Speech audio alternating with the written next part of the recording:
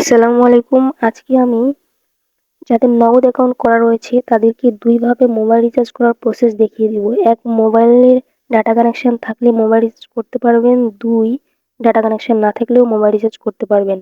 তো চলুন ভিডিওটি শুরু করা যাক। সর্বপ্রথমে আপনারা চলে আসবেন নগদ অ্যাপ্লিকেশনের ভিতর।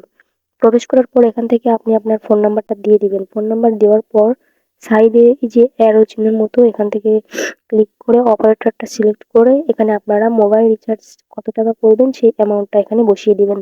অ্যামাউন্টটা বসানোর পর পরবর্তী অপশনে ক্লিক করে দিবেন।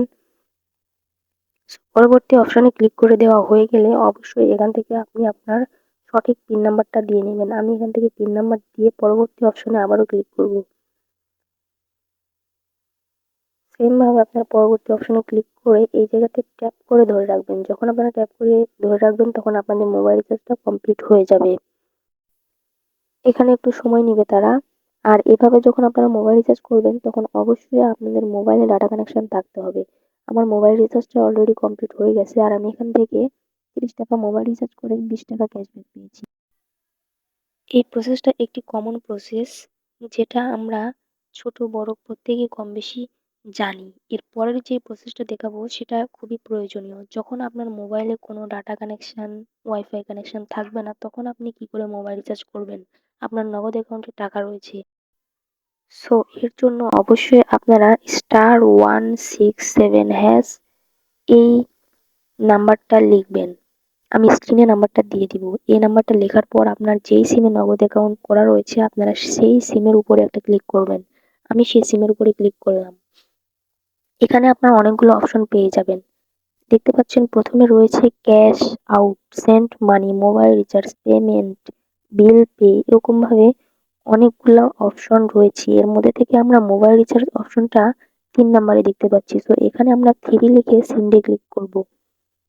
আর আপনারা যারা ক্যাশ আউট, সেন্ড মানি করতে চাইছেন তারা অবশ্যই সেই অপশনের যত নাম্বারে রয়েছে সেই নাম্বারটা লিখে সেন্ডে ক্লিক করবেন।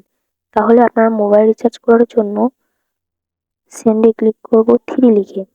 সো এখান থেকে আমি 3 লিখলাম। এরপর সেন্ডে ক্লিক করে দিচ্ছি।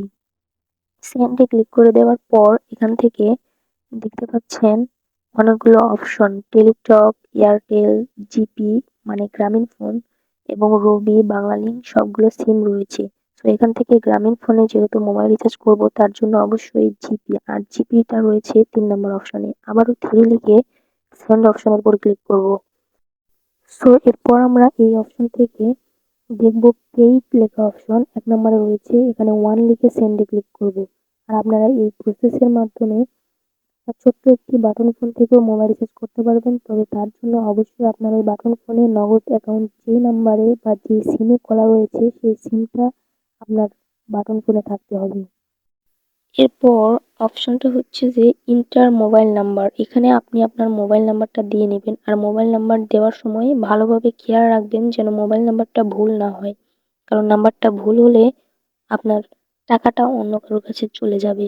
সো এর জন্য আমি মোবাইল নাম্বারটা লিখে দিয়েছি। এরপর এখান থেকে অ্যামাউন্ট লিখতে হবে। অ্যামাউন্টটা আপনি যত টাকা মোবাইল রিচার্জ করবেন তত টাকা লিখবেন। আমি এখানে ৳৫০ লিখে সেন্ডে ক্লিক করব। সেম ভাবে আপনারা অ্যামাউন্টটা লিখে সেন্ডে ক্লিক করবেন।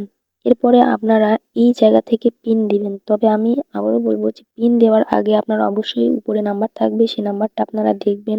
নাম্বার যদি ভুল হয় তাহলে ক্যানসেল করে দিবেন। আর যদি নাম্বারটা সঠিক থাকে তাহলে আপনারা এখানে ৪ সংখ্যার পিন দিয়ে সেন্ডে ক্লিক করে দেওয়ার সাথে, সাথে আপনাদের মোবাইল রিচার্জ কমপ্লিট হয়ে যাবে। এটাই হচ্ছে মোবাইল রিচার্জ করার প্রসেস। আর এই প্রসেসটার জন্য কোনো রকম টাকা কাটবে না আপনাদের সিম থেকে। এটা একটি অত্যন্ত প্রয়োজনীয় প্রসেস। আর যারা আমার ভিডিও দেখলেন তাদেরকে অসংখ্য ধন্যবাদ। যারা চ্যানেলটা সাবস্ক্রাইব করেননি অবশ্যই তারা চ্যানেল সাবস্ক্রাইব করবেন এবং যারা চ্যানেল সাবস্ক্রাইব করে ফেলেছেন তাদেরকে অসংখ্য ধন্যবাদ।